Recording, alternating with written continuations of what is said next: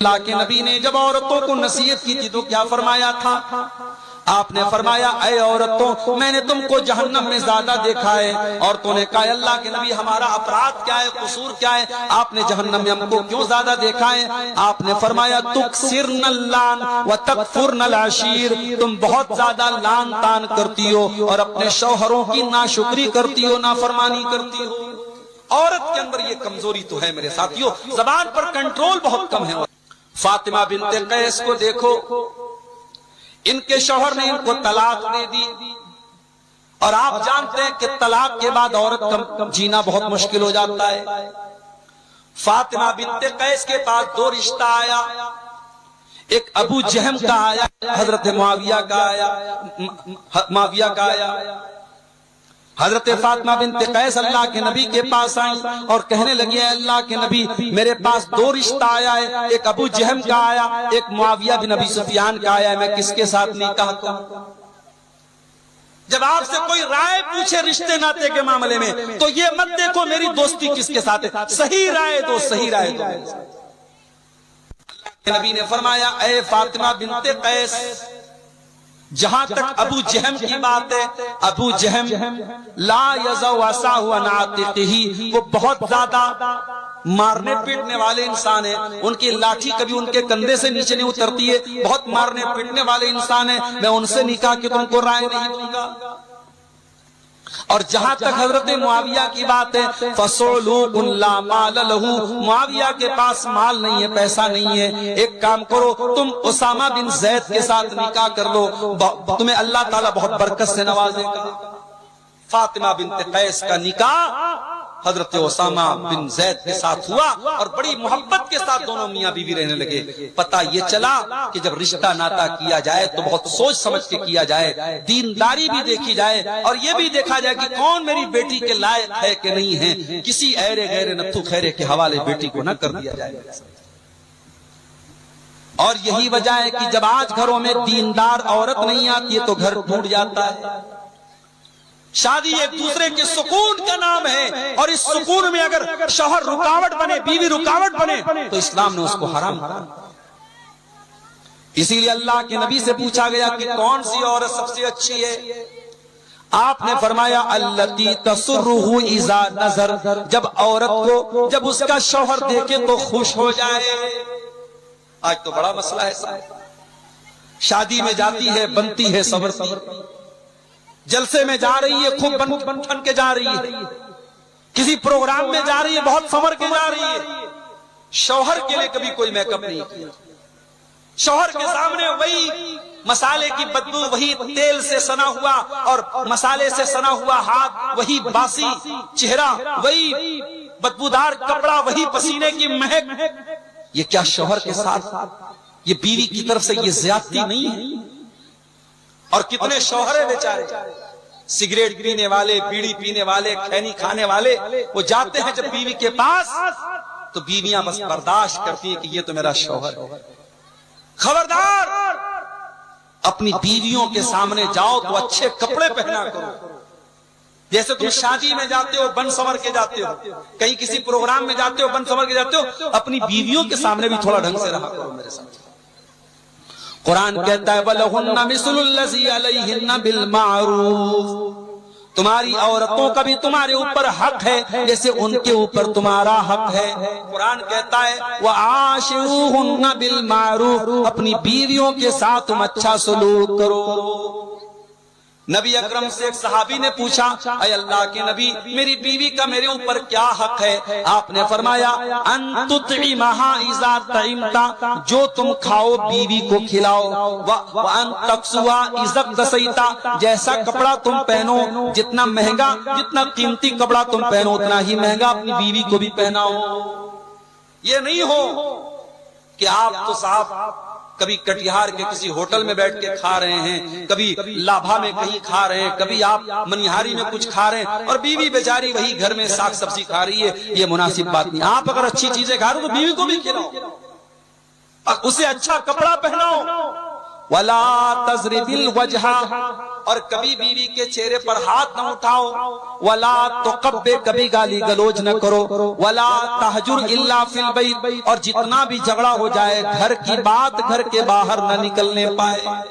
گھر کے اندر معاملے کو سلٹا لو، گھر کے باہر معاملے کو مت لے کے جاؤ، اتنا بات کو آگے مت بڑھاؤ کہ گھر کے باہر بات چلی جائے۔ تو یہ جو رشتے ناطے میں جب تک ہم اس کا لحاظ نہیں رکھیں گے میرے ساتھیوں، گھر ہمارا ٹوٹنے سے نہیں بچ سکتا۔ گھر کو ٹوٹنے سے بچانا ہے تو اچھی صحبت اختیار کرو، اچھے لوگوں کے ساتھ رہا کرو۔ اللہ تعالیٰ قرآن میں اپنے نبی سے کہتا ہے وَاصْبِرْ نَفْسَكَ مَعَ الَّذِينَ يَدْعُونَ رَبَّهُمْ بِالْغَدَاةِ وَالْعَشِيِّ، اے میرے نبی آپ ان لوگوں کے ساتھ رہا کرو جو اللہ کو یاد کرتے ہیں صبح و شام۔ اللہ کو صبح و شام یاد کرنے والوں کے ساتھ رہا کرو۔ اللہ اپنے نبی سے کہہ رہا ہے کہ اللہ والوں کے ساتھ رہا کرو۔ آپ سگریٹ پینے والوں کے ساتھ رہیں گے، آپ بھی دھیرے دھیرے سگریٹ کے عادی ہو جائیں گے۔ شرابیوں کے ساتھ اٹھیں گے بیٹھیں گے، آپ بھی شرابی ہو جائیں گے۔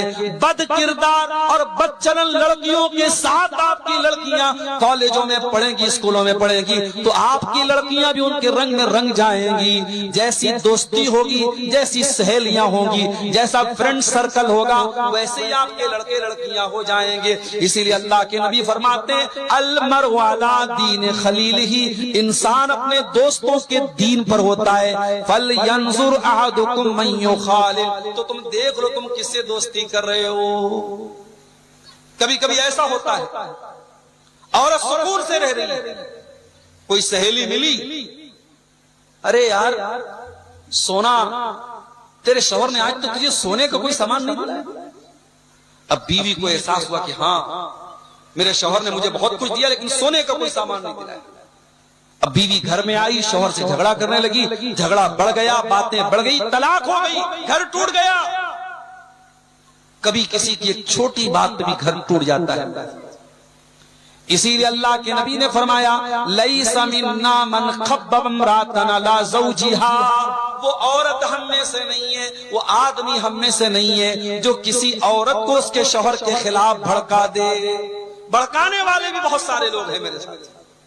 سماج میں جب جھگڑا ہو جائے، اختلاف ہو جائے، تو اس میں پیٹرول کی آگ ڈالنے والے بہت سارے لوگ ہیں، جھگڑے کو مٹانے والے بہت کم لوگ ہیں میرے ساتھ۔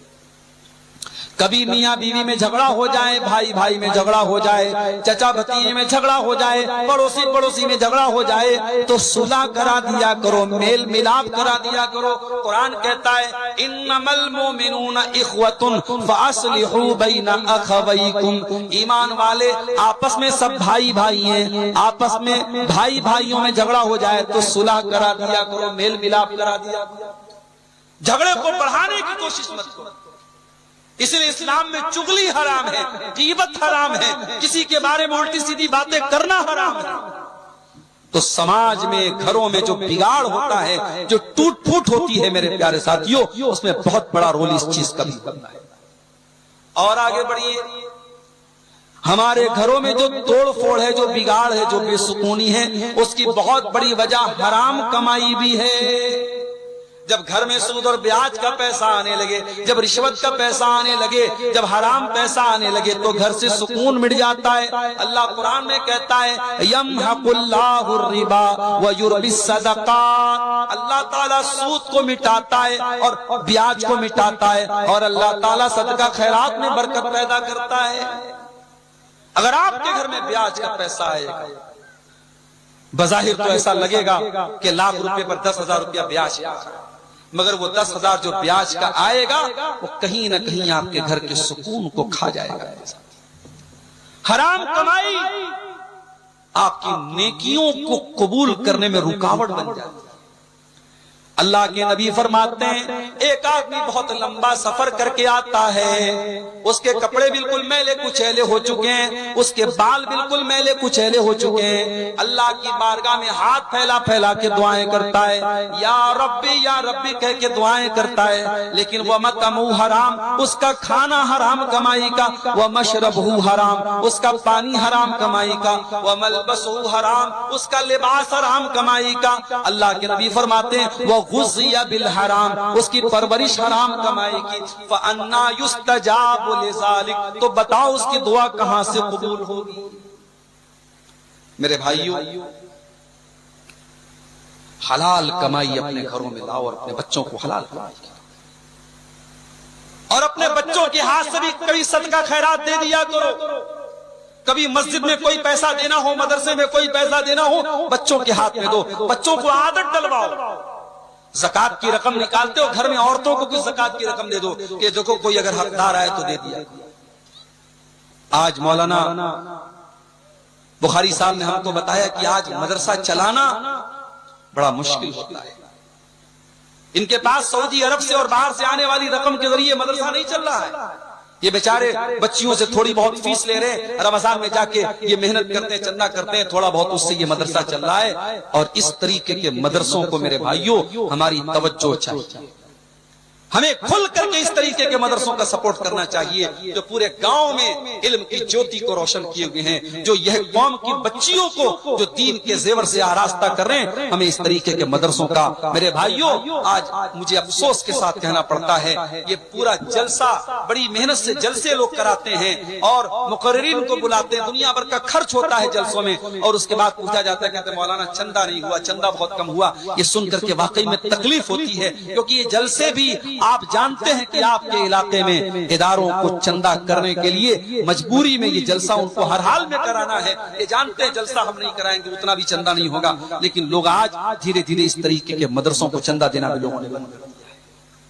میرے بھائیو، آپ اس طریقے کے اداروں کا تعاون کیجیے۔ آپ یہ بات یاد رکھیے، جب آپ اللہ کی راہ میں خرچ کرتے ہیں تو فرشتہ دعا دیتا ہے آپ کو۔